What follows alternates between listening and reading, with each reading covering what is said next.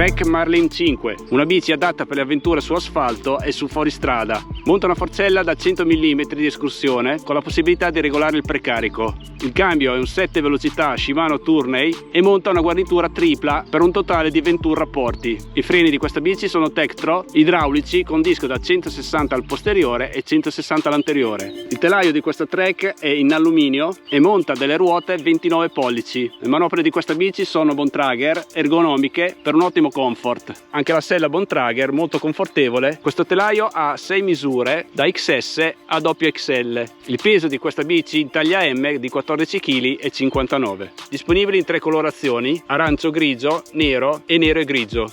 Il prezzo è di euro 5,39. Ok, subito in fuoristrada.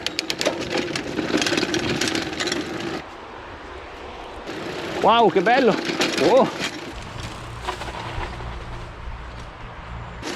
Oh, strappone! Wow, che bello questo sentiero!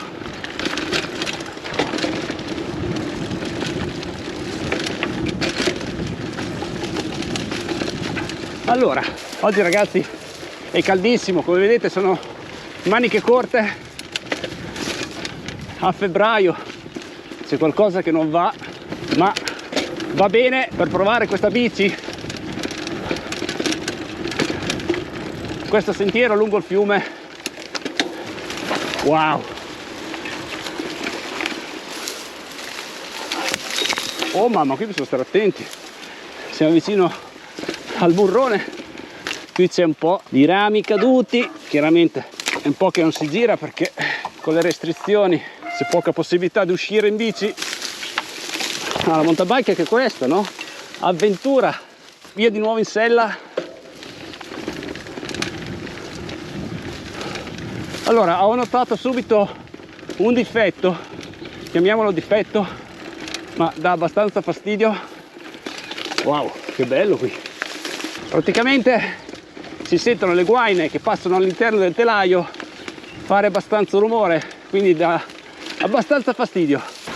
Comunque si guida benissimo anche con una mano, c'è molto controllo, mi piace il manubrio, bello largo, basso, per migliorare, per far meglio le salite.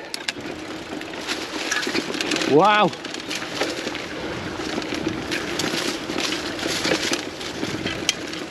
Oggi è abbastanza pericoloso con i rami, altezza occhi. Io gli occhiali non li metto mai, ma oggi ci vorrebbero. Metteteli sempre voi, non fate come me. Wow! Bello strappone, è abbastanza reattiva, quindi anche con questi componenti, diciamo di fascia medio-bassa, si comporta bene. Ok, vediamo anche su strada come si comporta. Allora, il cambio a 7 velocità è abbastanza preciso. Torniamo dentro.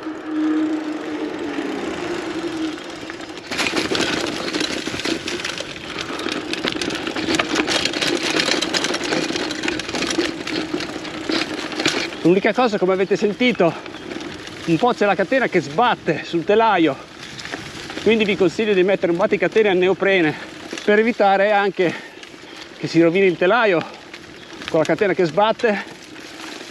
Wow, che figata!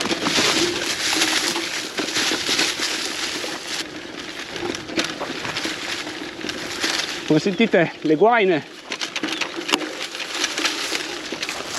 picchiando sul telaio fanno questo rumore, quindi sarebbe meglio mettere tra guaina magari un pezzo di camera d'aria tra la guaina e il telaio per evitare questo fastidioso rumore. Però esistono anche degli spessori apposta in plastica per evitare le vibrazioni delle guaine.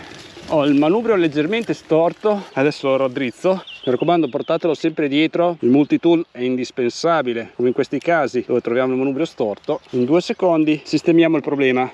Ok, quindi io vi consiglio un batticatena in neoprene per evitare che la catena sbatta contro il telaio, anche perché si può rovinare e quindi per me è una cosa da fare subito. Anche il rumore delle guaine, quindi metterci un pezzo di camera d'aria intorno e fissarlo con una fascettina si risolve il problema. Allora, diciamo che la forcella per i miei gusti è un po' troppo rigida. Wow, che bello qui! quindi vi consiglio di partire con una taratura tutta lenta, quindi col precarico tutto slittato per avere migliore comfort. Wow, vediamo se riusciamo a passare. Oh.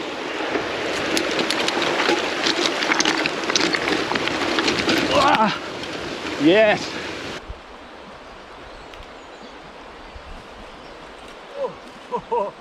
È facilissima da guidare. Poi queste manopole veramente sono incredibili, ti assorbono tanto le asperità del terreno. Wow, bellissimo.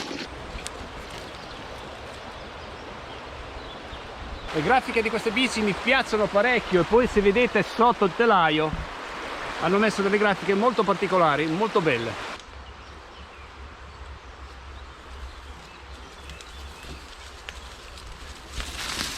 Non ho trovato difetti su questa bici, a meno che non guardiamo la forcella, che per il prezzo che ha, diciamo che è un po' economica, come il cambio Tourney. Però il prezzo della bicicletta giustifica i componenti di questa bicicletta. Posso dire che il telaio è eccezionale anche come guidabilità, come posizione in sella, il manubrio e la sella, diciamo che sono le cose fondamentali di una bicicletta, e quindi la reputo una bellissima bicicletta per chi vuole iniziare questo fantastico sport. Ho notato che ha la possibilità di montare anche il portapacchi posteriore, perché ha questa vite. Qui possiamo fissare il portapacchi e anche dietro, vicino al forcellino. Direi che i freni sono perfetti per questa bicicletta, quindi 160 all'anteriore e 160 al posteriore sono equilibrati, e come potenza frenante sono giusti per questa tipologia di bici. Queste grafiche mi fanno impazzire, bellissime, cromate sotto, e il logo in contrasto con l'arancione e grigio.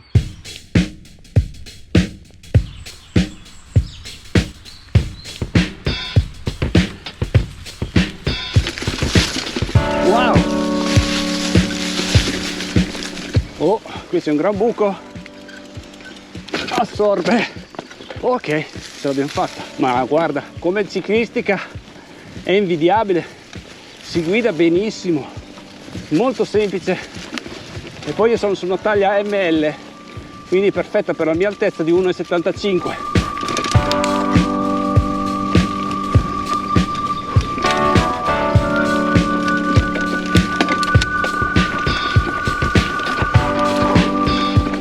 In salita, grazie alla tripla, si fa molto facilmente. Torniamo su strada, uniamo un po' le gomme, vediamo di affrontare un altro trail. Mamma mia, ma oggi è caldissimo, giornata pazzesca per essere febbraio.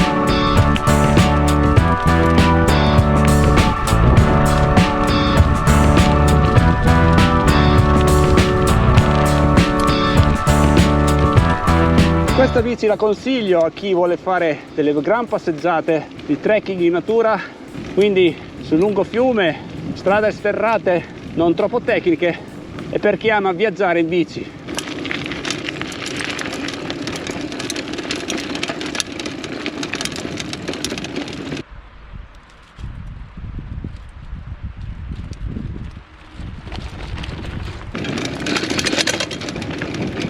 Si sente un po' sbattere la catena, quindi vi consiglio vivamente di mettere un batticatena in neoprene per evitare che si rovini il telaio, per togliere anche il rumore.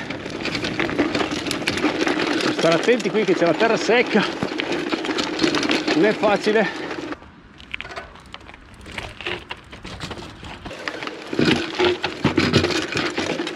Comunque è molto utile avere la tripla, perché ti aiuta a fare dei percorsi anche difficili come questo, dove è molto mosso, quindi mettere un rapporto più piccolo sicuramente aiuta.